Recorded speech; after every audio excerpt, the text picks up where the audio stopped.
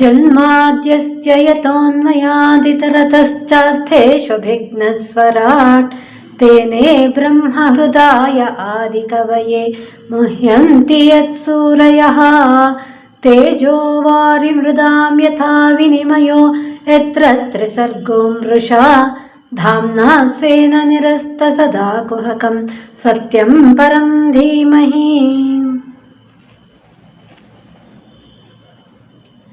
ಜೀವನದಲ್ಲಿ ನಮಗೆ ಎದುರಾಗುವಂತಹ ಎಲ್ಲ ಗುರುಗಳಿಂದ ಮಾರ್ಗದರ್ಶನವನ್ನು ಪಡೀತಾ ನಾವು ನಮ್ಮ ಜೀವನವನ್ನು ಸಾರ್ಥಕದ ಕಡೆಗೆ ಕರ್ಕೊಂಡು ಹೋಗಬೇಕು.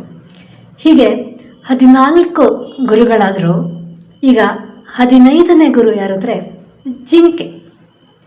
ಗ್ರಾಮ್ಯ ಗೀತಂ ನ ಶೃಣುಯಾತ್ ಯತಿರ್ವನಚರಃ ಕ್ವಚಿತ್ ಶಿಕ್ಷೇತ ಹರಿಣಾತ್ ಬಂಧಾನ್ ಮೃಗಯೋ ಗೀತಮೋಹಿತ. ಇತಿಯಾದನು ಋಷಿಯಾದವನು ಯಾವ ಕಾರಣದಿಂದಲೂ ಗ್ರಾಮ್ಯ ಗೀತೆಗಳನ್ನು ಕೇಳಬಾರ್ದು. ಅಂದರೆ ಇಂದ್ರಿಯಗಳನ್ನು ಕೆರಳಿಸುವಂತಹ ಹಾಡು ಇತ್ಯಾದಿಗಳನ್ನು ಕೇಳಬಾರ್ದು. ಬೇಡನ ಗ್ರಾಮ್ಯ ಗೀತೆಗಳಿಂದ ಆಕರ್ಷಿತವಾದಂತಹ ಜಿಂಕೆ ಆತ ಬೀಸಿದಂತಹ ಬಲೆಗೆ ಸಿಕ್ಕಾಕೊಳ್ಳುತ್ತೆ. ಅಂದರೆ ಮುನಿಯಾದವನು ಏನಾದರೂ ಸಾಧನೆ ಮಾಡಬೇಕಾದವನು ಲೌಕಿಕ ವಿಷಯದ ಕಡೆಗೆ ಅಥವಾ ಇಂದ್ರಿಯಗಳನ್ನು ಕೆರಳಿಸುವಂತಹ ಯಾವುದೇ ವಿಷಯಗಳ ಕಡೆಗೆ ಆಕರ್ಷಿತನಾಗಬಾರದು. ಒಂದು ವೇಳೆ ಅದರಿಂದ ಆಕರ್ಷಿತವಾದ್ವಿ ಅಂದರೆ ನಾವು ಏನನ್ನ ಗುರಿ ಇಟ್ಕೊಂಡಿರ್ತೀವೋ ಸಾಧನೆ ಮಾಡಬೇಕು ಅಂತ, ಅದರ ಕಡೆಗೆ ನಮ್ಮ ಮನಸ್ಸು ಹೋಗಲ್ಲ, ಪೂರ್ತಿ ಲೌಕಿಕದ ಕಡೆಗೆ ಬರುತ್ತೆ. ಹಾಗಾಗಿ ಬೇರೆ ಯಾವುದೇ ವಿಷಯದಿಂದ ಆಕರ್ಷಿತವಾಗಬಾರ್ದು ಅನ್ನೋ ಪಾಠವನ್ನು ನಾವು ಜಿಂಕೆಯಿಂದ ಕಲಿಬೇಕು. ನೃತ್ಯ ವಾದಿತ್ರ ಗೀತಾನೇ ಜಿಷನ್ ಗ್ರಾಮ್ಯಾಣಿ ಯೋಷಿತಾಂ ಆಸಾಂ ಕ್ರೀಡನಕೋ ವಶ್ಯ ಋಷ್ಯಶೃಂಗೋ ಮೃಗೀಸುತಃ. ಜಿಂಕೆಯಲ್ಲಿ ಜನಿಸಿದಂತಹ ಋಷ್ಯಶೃಂಗ ಹೆಂಗಸರು ಹಾಡ್ತಾ ಇದ್ದಂತಹ ಗ್ರಾಮ್ಯ ಗೀತೆಗಳನ್ನು ಕೇಳಿ ಅವರ ಗ್ರಾಮ್ಯ ನಾಟಗಳನ್ನು ನೋಡಿ ಆಕರ್ಷಿತನಾಗಿ ಆ ಸ್ತ್ರೀಯರಿಗೆ ವಶನಾಗ್ಬಿಟ್ಟ. ಸನ್ಯಾಸಿಯಾದವನು ಎಂದೂ ಸಹ ಸ್ತ್ರೀ ವ್ಯಾಮೋಹಕ್ಕೆ ಬಲಿಯಾಗಬಾರ್ದು. ಅದಕ್ಕೆ ಕಾರಣವಾಗುವಂತಹ ಹಾಡು, ನೃತ್ಯ, ಹೀಗೆ ಬೇರೆ ಬೇರೆ ಆಕರ್ಷಣೆಗಳಿಂದಲೂ ಸಹ ಆತ ದೂರವಾಗಿರಬೇಕು.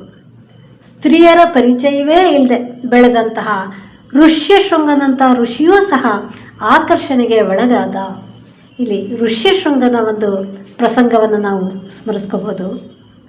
ವಿಭಾಂಡಕ ಮಹರ್ಷಿಯ ಮಗ ಋಷ್ಯಶೃಂಗ. ವಿಭಾಂಡಕ ಮಹರ್ಷಿ ಬಹಳ ನಿಷ್ಠೆಯಿಂದ ಬಹಳ ಕಾಲ ದೀರ್ಘ ತಪಸ್ಸಿನಲ್ಲಿ ಮಗ್ನನಾಗಿರ್ತಾನೆ. ಒಮ್ಮೆ ಆತ ಸ್ನಾನಕ್ಕಾಗಿ ಅಂತ ನದಿಯ ಬಳಿಗೆ ಬಂದಾಗ ಅಲ್ಲಿದ್ದಂತಹ ಅಪ್ಸರೆಯನ್ನು ನೋಡಿ ತನ್ನ ಮನಸ್ಸು ಚಂಚಲವಾಗತ್ತೆ. ಅವನಿಗರಿವಿಲ್ಲದೆ ಅವನ ವೀರ್ಯಸ್ಖಲನವಾಗತ್ತೆ. ಅದೇ ಸಮಯದಲ್ಲಿ ಅಲ್ಲೊಂದು ಹೆಣ್ಣು ಜಿಂಕೆ ನೀರು ಕುಡಿತಾ ಇತ್ತು ನದಿಯಲ್ಲಿ. ಈತನ ವೀರ್ಯವನ್ನು ಅದು ಕುಡಿದು ಬಿಡ್ತು. ಅದು ಒಂದು ಶಾಪಗ್ರಸ್ತ ಅಪ್ಸರೆ, ಬ್ರಹ್ಮನಿಂದ ಶಾಪಕ್ಕೆ ಒಳಗಾಗಿತ್ತು. ಆ ಶಾಪದ ಪರಿಹಾರ ಅಂದರೆ ಬ್ರಹ್ಮ ಹೇಳಿದ್ದ, ನೀನೊಬ್ಬ ಮುನಿಕುಮಾರನಿಗೆ ಜನ್ಮ ನೀಡಿದಾಗ ನಿನಗೆ ಶಾಪ ವಿಮೋಚನೆ ಅಂತ. ಹಾಗೆ ಈ ಜಿಂಕೆ ಈಗ ಒಂದು ಕುಮಾರನಿಗೆ ಜನ್ಮವನ್ನು ನೀಡಿ ಅದನ್ನು ವಿಭಾಂಡಕ ಮಹರ್ಷಿಗೆ ನೀಡಿದ್ದು ನಿನ್ನ ಮಗು ಅಂತ ಹೇಳಿಕೊಟ್ಟು ಹೊರಟೋಯ್ತು. ಆ ಮಗುವಿಗೆ ತಲೆಯಲ್ಲಿ ಒಂದು ಕೊಂಬಿತ್ತು. ಹಾಗಾಗಿ ಈ ಋಷಿ ಆತನಿಗೆ ಋಷ್ಯಶೃಂಗ ಅಂತ ಹೆಸರನ್ನು ಇಟ್ಟು ಸಾಕಿ ಬೆಳೆಸ್ತಾ ಇದ್ದಾನೆ. ತನ್ನ ತಂದೆ ಒಬ್ಬನ ಬಿಟ್ಟು ಬೇರೆ ಯಾರ ಪರಿಚಯವೂ ಸಹ ಆತನಿಗೆ ಇಲ್ಲ. ಆ ರೀತಿಯಾಗಿ ಅತ್ಯಂತ ನಿಷ್ಠನಾಗಿ ಅವನು ವೇದಾಧ್ಯಯನವನ್ನು ಮಾಡ್ತಾ ಇದ್ದಾನೆ, ತಪೋಮಗ್ನಾಗಿದ್ದಾನೆ. ಬೇರೆ ಯಾವ ಪರಿಚಯವೂ ಇಲ್ಲ. ಈ ಸಮಯದಲ್ಲಿ ಸಮೀಪದಲ್ಲಿರುವಂಥ ನಗರದಲ್ಲಿ ರೋಮಪಾದ ಅನ್ನುವಂತಹ ಒಬ್ಬ ರಾಜ ಇದ್ದಾನೆ. ಬಹಳ ಕಾಲದಿಂದ ಆ ರಾಜ್ಯಕ್ಕೆ ಮಳೆಯೇ ಬಂದಿಲ್ಲ. ಏನು ಮಾಡೋದು, ಮಳೆ ಬರೋದಕ್ಕೆ ಏನು ಮಾಡೋದು, ಇಂದ್ರನನ್ನು ಒಲಿಸ್ಕೊಳ್ಳೋದು ಹೇಗೆ? ಹೀಗೆ ರಾಜ ಹಲವಾರು ಪ್ರಯತ್ನಗಳನ್ನು ಮಾಡಿದ್ದಾನೆ. ಅನೇಕ ವರ್ಷಗಳ ಕಾಲ ಆತ ಒದ್ದಾಡಿದ್ದಾನೆ.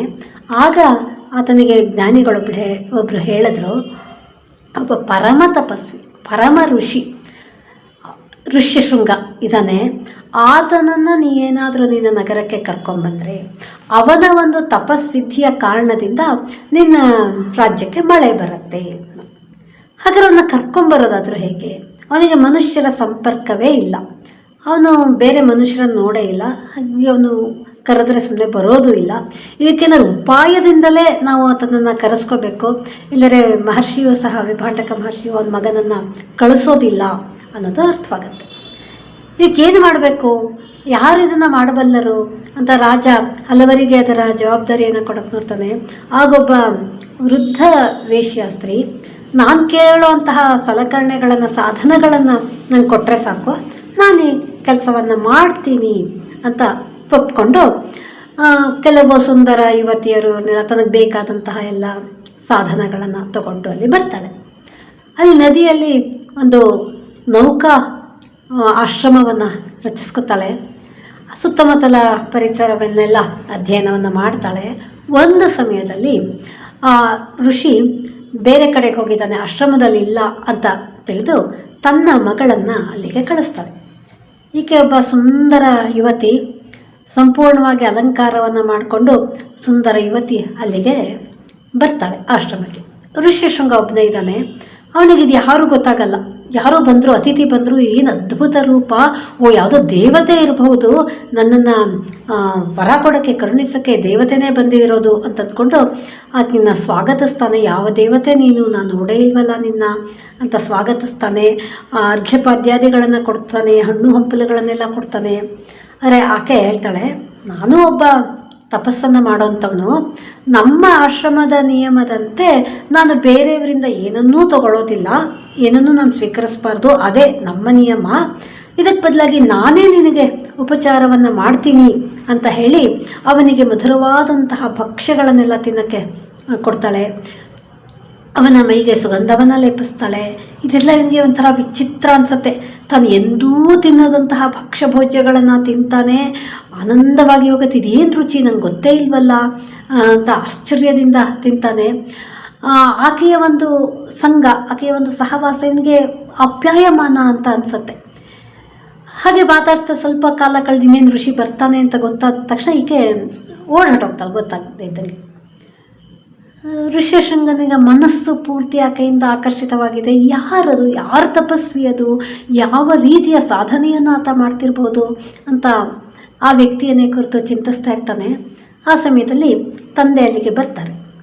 ಇವನ ಒಂದು ಅನ್ಯ ಮನಸ್ಕತೆಯನ್ನು ನೋಡಿ ಏನಾಯ್ತಪ್ಪ ಅಂತ ಕೇಳಿದಾಗ ಈತ ಹೇಳ್ತಾನೆ, ಒಬ್ಬ ಅತಿಥಿ ಬಂದಿದ್ದ, ಆತ ನಮಗೆ ಎಂದೂ ನಾನು ರುಚಿನೇ ನೋಡದೇ ಇರೋಂತಹ ಒಂದು ವಿಶಿಷ್ಟವಾದಂತಹ ಹಣ್ಣುಗಳನ್ನೆಲ್ಲ ಕೊಟ್ಟ, ತುಂಬ ಚೆನ್ನಾಗಿತ್ತು. ಆತ ನನಗೆ ಸುಗಂಧಭರಿತವಾದಂತಹ ನೀರನ್ನು ಕೊಟ್ಟ. ಹೀಗೆಲ್ಲ ಅವನು ತುಂಬ ವಿಶೇಷವಾಗಿದ್ದ. ಒಂದು ಕೂದಲು ಉದ್ದವಾಗಿತ್ತು, ಮೈಗೆಲ್ಲ ಅಲಂಕಾರ ಇತ್ತು, ಆಭರಣಗಳನ್ನು ಧರಿಸಿದ್ದ. ಹೀಗೆಲ್ಲ ಹೇಳಿದ್ನ ಕೇಳಿ ಮಹರ್ಷಿಗೆ ಅರ್ಥವಾಗತ್ತೆ, ಇದೊಬ್ಬ ಸ್ತ್ರೀನೇ ಬಂದಿರಬಹುದು ಅಂತ. ಆಗ ಮಗನಿಗೆ ಆತ ಬುದ್ಧಿ ಹೇಳ್ತಾನೆ, ನೋಡಪ್ಪ, ಅವರೆಲ್ಲ ರಾಕ್ಷಸರು, ನಮ್ಮಂತಹ ತಪಸ್ವಿಗಳ ತಪಸ್ಸನ್ನು ಕೆಡಿಸೋಕ್ಕೋಸ್ಕರವಾಗಿ ಈ ಥರವೆಲ್ಲ ವೇಷ ಹಾಕ್ಕೊಂಡು ಬರ್ತಾರೆ. ಹಾಗಾಗಿ ಅಂಥವ್ರು ಏನು ಕೊಟ್ಟರು ನೀನು ಸ್ವೀಕರಿಸಬಾರ್ದು, ಅಂಥವ್ರ ಜೊತೆ ಮಾತನ್ನೂ ಆಡಬಾರ್ದು, ಅವರಿಗೆ ಸತ್ಕಾರವನ್ನು ಮಾಡೋದು ಬೇಕಾಗಿಲ್ಲ. ನೀನು ಅವ್ರು ಏನು ಕೊಟ್ಟರು ಸ್ವೀಕರಿಸಬೇಡ, ಅವ್ರ ಮಾತನ್ನು ಕೇಳಬೇಡ, ಹೀಗೆಲ್ಲ ಬುದ್ಧಿಯನ್ನು ಹೇಳ್ತಾನೆ. ಆದರೂ ಹ್ಞೂ ಅಂತ ಒಪ್ಕೋತಾನೆ. ಆದರೆ ಇವನ ಮನಸ್ಸು ಪೂರ್ತಿ ಆ ವ್ಯಕ್ತಿಯ ಕಡೆಗೆ ಇರುತ್ತದೆ. ಯಾರದು, ಮತ್ತೆ ಆ ವ್ಯಕ್ತಿ ಜೊತೆ ಮಾತಾಡಬೇಕು, ಮತ್ತೆ ಆತನನ್ನು ನೋಡಬೇಕು, ಹೀಗೆ ಅವನಿಗೆ ಹಂಬಲಿಸ್ತಾ ಇರ್ತಾನೆ. ಸ್ವಲ್ಪ ದಿನದ ನಂತರ ಮತ್ತೊಮ್ಮೆ ಆಹಾರವನ್ನು ಅರಸಿ ಗೆಡ್ಡೆಗೆಣಸುಗಳನ್ನ ಹುಡುಕೊಂಡು ಋಷಿ ಆಶ್ರಮದಿಂದ ದೂರ ಹೋದ ಸಮಯವನ್ನು ನೋಡಿ ಈಕೆ ಬರ್ತಾಳೆ.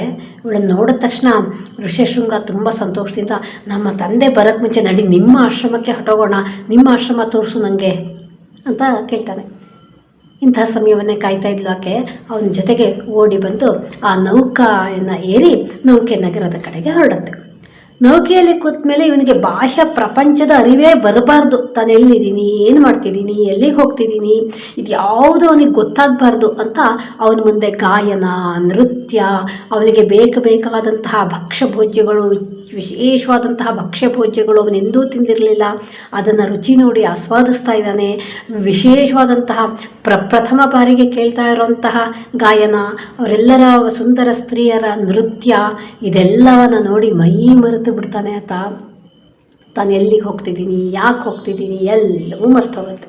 ಆ ಹಾಡು ಸಂಗೀತದಲ್ಲಿ ಮೈ ಮರೆತು. ಹಾಗೆ ಯಾವಾಗ ನಗರದ ಬಳಿಗೆ ಈ ಋಷ್ಯಶೃಂಗ ಬರ್ತಾನೆ, ತಕ್ಷಣವೇ ಮಳೆ ಬರುತ್ತೆ. ಅಂದರೆ ಋಷ್ಯಶೃಂಗನ ತಪಸ್ಸಿದ್ಧಿಯಿಂದ ಮಳೆ ಬಂತು ಒಂದು. ಆದರೆ ಋಷ್ಯಶೃಂಗನಂತಹ ವಿಶಿಷ್ಟ ತಪಸ್ವಿ, ಎಂದೂ ಯಾವುದೇ ವ್ಯಾಮೋಹಕ್ಕೆ ಒಳಗಾಗದಂತಹ ವ್ಯಕ್ತಿಯೂ ಸಹ ಯಾವಾಗ ಈ ನೃತ್ಯ ಗೀತೆ ಇವುಗಳಿಗೆ ಮರುಳಾಗಿಬಿಟ್ಟ, ತಂದೆ ಹೇಳಿದ ಮಾತನ್ನೂ ಮರೆತುಬಿಟ್ಟ, ವಶನಾಗಿಬಿಟ್ಟ, ಅವನ ತಪಸ್ಸಿದ್ಧಿಯನ್ನು ಮರೆತು ಲೌಕಿಕದ ಕಡೆಗೆ ಆಕರ್ಷಿತನಾಗ್ಬಿಟ್ಟ. ಅನಂತರ ಆ ರಾಜಕುಮಾರಿಯ ಜೊತೆಗೆ ಅವನಿಗೆ ವಿವಾಹವೂ ಸಹ ಆಗತ್ತೆ. ಮುಂದಿನ ಕಥೆ ಮುಂದೆ. ಅಂದರೆ ಆತನೂ ಸಹ, ಅಂತಹ ತಪಸ್ವಿಯೂ ಸಹ ಲೌಕಿಕದ ಕಡೆಗೆ ಜಾರಬಹುದಾದರೆ ಇನ್ನು ಸಾಧನೆಯ ಹಂತದಲ್ಲಿರುವಂತಹ ಸಾಮಾನ್ಯರ ಪಾಡಿ ಏನಾಗ್ಬೋದು? ಹಾಗಾಗಿ ಯಾವುದೇ ಆಮಿಷಕ್ಕೆ ಬಲಿಯಾಗಬಾರ್ದು, ಯಾವುದೇ ಲೌಕಿಕದ ಆಕರ್ಷಣೆಗಳಿಗೆ ಒಳಗಾಗಬಾರದು ಅನ್ನುವಂತಹ ಪಾಠವನ್ನು ನಾವು ಈ ಜಿಂಕೆಯ ಮೂಲಕ ತಿಳ್ಕೋಬೇಕು. ಇನ್ನು 16ನೆಯ ಇವರು ಒಂದು ಮೀನು. ಜಿಹ್ವಯಾತಿ ಪ್ರಮಾಥಿನ್ಯಾ ಜನೋ ರಸವಿಮೋಹಿತ ಮೃತ್ಯುಮೃಚ್ಛತ್ಯ ಸದ್ಬುದ್ಧಿರ್ಮೀನಸ್ತು ಬಡಿಶೈರ್ಯಥಾ. ಗಾಳದ ತುದಿಯಲ್ಲಿರುವ ಹುಳು ಅಥವಾ ಒಂದು ಮಾಂಸದ ತುಂಡಿಗೆ ಆಸೆ ಪಟ್ಟಂತಹ ಮೀನು ಅದನ್ನು ತಿನ್ನೋದಕ್ಕೆ ಅಂತ ಹೋಗಿ ಗಾಳಕ್ಕೆ ಸಿಕ್ಕಾಕೊಳ್ಳುತ್ತೆ. ಹಾಗೆ ಷಡ್ರಸಗಳಿಗೆ ಮೋಹಿತನಾದಂತಹ ಅದರಿಂದ ಆಕರ್ಷಿತನಾದಂತಹ ಮನುಷ್ಯ ನಾಲ್ಗೆಯ ಪ್ರಭಾವಕ್ಕೆ ಒಳಗಾಗಿ ಮೃತ್ಯವಶನಾಗಿ ಹೋಗ್ತಾನೆ. ಅದರ ಅರಿವೂ ಸಹ ಅವನಿಗೆ ಗೊತ್ತಾಗೋದಿಲ್ಲ. ಅಂದರೆ ನಾಲಿಗೆ ಚಪಲಕ್ಕೆ ಒಳಗಾಗಬಾರ್ದು ಅನ್ನೋ ಪಾಠವನ್ನು ನಾವು ಮೀನಿನಿಂದ ಕಲಿಬೇಕು. ಇಂದ್ರಿಯಾಣಿ ಜಯಂತ್ಯಾಶು ನಿರಾಹಾರ ಮನೀಷಿಣಃ ವರ್ಜಯಿತ್ವಾ ತು ರಸನಂ ತನ್ನಿರನ್ನಸ್ತಿ ವರ್ಧತೆ. ವಿದ್ವಾಂಸರು ನಿರಾಹಾರದಿಂದ ಉಳಿದ ಇಂದ್ರಿಯಗಳನ್ನೆಲ್ಲ ಏನೋ ಜಯಿಸ್ಬೋದು, ಆದರೆ ಉಪವಾಸವಿದ್ದಷ್ಟು ನಾಲ್ಗೆ ಚಪಲ ವರ್ಧಿಸುತ್ತೆ. ಅದನ್ನು ಜಯಿಸೋದು ತುಂಬ ಕಷ್ಟ. ಇವತ್ತು ಉಪವಾಸ ಅಂತಲೇ ಅಂದ್ಕೊಂಡು ತಿನ್ನೋದ್ರ ಕಡೆಗೇ ಗಮನ ಹೋಗ್ತಿರುತ್ತೆ.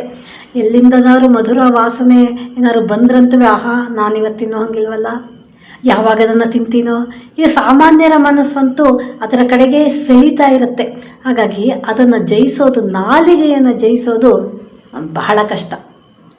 ತಾವತ್ ಜಿತೇಂದ್ರಿಯೋ ನ ಸ್ಯಾದ್ವಿಜಿತಾನ್ಯೇಂದ್ರಿಯ ಪುಮಾನ್ ನ ಜಯೇದ್ರಸನಂ ಯಾವಜ್ಜಿತಂ ಸರ್ವಂ ಜಿತೇರಸಿ. ಮನುಷ್ಯ ಇತರ ಇಂದ್ರಿಯಗಳನ್ನೆಲ್ಲ ಜಯಿಸಿದ್ರು ಜಿಹ್ವಾ ಚಾಪಲ್ಯವನ್ನು ಗೆಲ್ಲೋವರೆಗೆ ಆತ ಜಿತೇಂದ್ರಿಯ ಅಂತ ಅನ್ನಿಸ್ಕೊಳ್ಳೋದಿಲ್ಲ.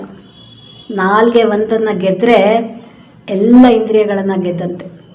ನಾವು ಲೌಕಿಕ ವ್ಯವಹಾರದಲ್ಲೂ ನಾಲಿಗೆ ಮೇಲೆ ತುಂಬ ಹಿಡಿತವನ್ನು ಇಟ್ಕೋಬೇಕು.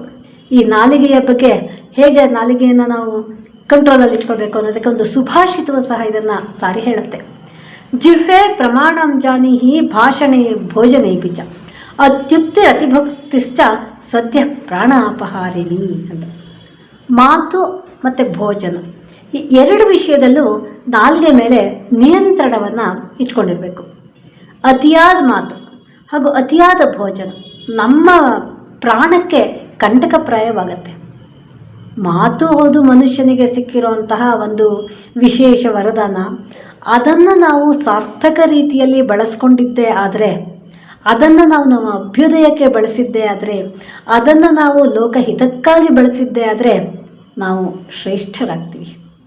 ಅದೇ ಮಾತನ್ನು ನಾಲಿಗೆಯಿಂದ ಒಮ್ಮೆ ಬಂದ ಮೇಲೆ ಅದನ್ನು ನಾವು ಹಿಂತಿರುಗಿ ತಗೊಳ್ಳೋದಕ್ಕಾಗೋದಿಲ್ಲ. ಒಂದು ಸತಿ ಮಾತಾಡಿದ ಮೇಲೆ ಅದರ ಪರಿಣಾಮವನ್ನು ಎದುರಿಸಲೇಬೇಕಾಗತ್ತೆ.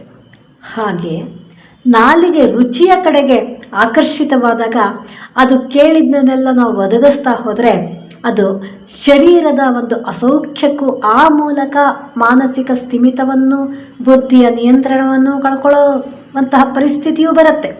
ರುಚಿ ಅನ್ನೋದು ನಾಲಿಗೆಗೆ ಮಾತ್ರ, ಒಂದಿಷ್ಟು ಉದ್ದ ಇರುವಂತಹ ನಾಲಿಗೆ.